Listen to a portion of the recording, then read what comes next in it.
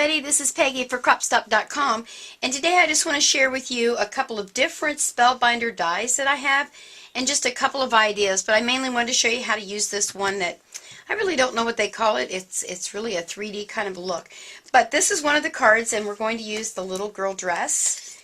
Oops, die cuts right here, so I'll show you how to do that. Isn't that a cute little card? I just love the little dress. Perfect for my granddaughter's birthday coming up. And then this is the one I actually want to show you how to do, this individual little paper folding kind of a technique. And it's really neat because used to be you had to use a blade, you know, a straight edge blade or a craft knife and cut all these little designs. Now Spellbinders does it for you. Well, let me move some things here and let's get started. Now I'm going to use my Cuttlebug to cut these. You can use a Spellbinder dies in a variety of different die cutting and embossing machines. I always seem to go to the Cuttlebug. It's nice and handy. Now the one thing that I do is use an A plate, a B plate, and a C plate obviously to cut. But when I cut, I always cut into my B plate. It's much easier to find B plates than it is C plates, so I cut into a B plate. That's just a Peggy thing. I don't know what the manufacturer recommends anymore because it's been too long ago and I don't read directions. So there you are. So I use an A plate, a B plate, my paper, and then your dies have the little ridge. You're going to put that down like so. And then I'm going to put my C plate on top. Now you can see there has been cut into this one. I use this a lot at the different stores that I do classes, and sometimes people don't know that I cut it the other way. So I'm going to go through here. Now I may have to go a couple of times.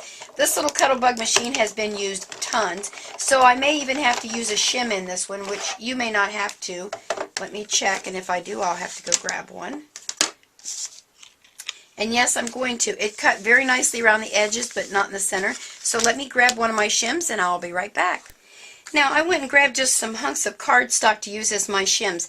Not every machine is going to need a shim because this has been used so much. I'm talking thousands of times at my home and at my classes. My tension between my bars is not as tight as it was when I first bought it. Each one, I have 4 different ones. Each one is a little bit different. I have to use a different shim. The rule is, if you're using a shim, if it's too tight when you're rolling it through, stop, because you could break your machine. You do not want to have to stand up and stick your tongue in the side of your mouth and grunt to get this thing to work. So let's see if this works. I'm just going to use 2 pieces of cardstock. It's a little tighter, and let's see if we can get her to go through there. That's almost too tight. I probably should have gotten rid of one. Don't do it that tight. Alright, let's move her out of the way and see if we were successful. Again, it cut really nicely around the edges, but because my plates are bowed, and yeah, I think it cut. Oh yeah, it really cut into that one too. So I probably could have done just 2 pieces of cardstock and not added this little doodad. Oh, bummer, I wished I hadn't used that. That'd be a cute piece of, how do they say it? Ephemera from my book. Anyway, alright, let's see what we got here. There we go. So what we're going to do is, oh yeah, my goodness, that just came right off there. Now there are a lot of little places that I'm going to have to poke. I don't know if you can really see that on the camera. There's little tiny holes there. And I use my tweezer bee and just go in there and I get rid of all the big, can you kind of hear it clicking? That kind of pulls my paper away from my die. I have found that if you use a little piece of parchment paper in there, that will help also to break loose so you don't tear your paper. I try not to use my pointy part because I'll stick a hole in it, but if I do, it's just paper. So give me a minute to get all of this loosened out and then we'll continue on. Now I've gone through and kind of loosened all of my little spots there, but I want to show you that you don't want to just tear this because I'm really impressed with that extra piece of cardstock. It's really down in there. So you just want to gingerly take that out. So once you loosen it up, it's pretty cool. Alright, so let's show you here how we go about doing this. Okay, I'm going to show you just real quickly how you do this. There are these little pieces here. I hope you can see those okay on the camera. We're going to go around and flip all those, and you're going to just press it so you get a nice little seam there, kind of a deal, fold. So let's just do that real quick. Go all the way around. Doesn't take very long to do this. And what's really nice, you want to be sure to use, I forgot to mention, a double-sided paper, because that's going to give you some really neat contrast. And this one actually is an October afternoon, I believe, and I really enjoy their paper. But oh my goodness, there are so many awesome papers out there that you could be using. All right, so let me bring this up a little closer so you can see. Do you see all my little, what do you call it, points, I guess. Now, here's the trick. You go to the little diamond shape there, and all you do is stick it under. Look how easy that is. Flip it back, flip it under, all the way around.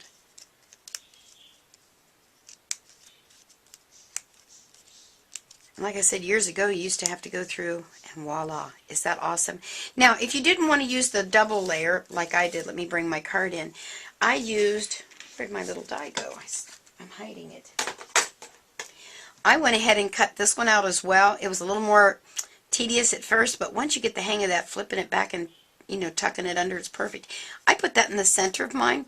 It wasn't really necessary because if you look really closely, they even have little flowers here in the center cut out that you could give your dimension here just using the same die.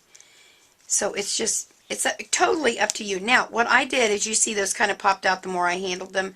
Once I had them all there, I turned it over and I pressed really hard on mine to get it to stay. You could use a bone folder, but, you know, there you are. So that's that. Isn't that awesome? You put this against the white, and there you are. Oop, one came out. So the other thing you could do if they continue to come out, especially if you use a thicker paper, you may have to put a little dab of glue, and I would just recommend, again, like always, the quick dry adhesive by Scotch, because it's like obviously quick dry. So that's how easy that is to do. Now when you do the little die for the dress, it's really awesome because it has a nice little edge here. You can go ahead and also emboss that. You know how you put your rubber mat in there and emboss. It gives a little dimension. On my card, unfortunately, didn't show too well because of the design was kind of crazy. But there you are. So that's just a couple of the hundreds of Spellbinder dies that are out there. We have all of these at CropStop, so make sure to stop over and tell them Peggy sent you. You have a great day. Bye!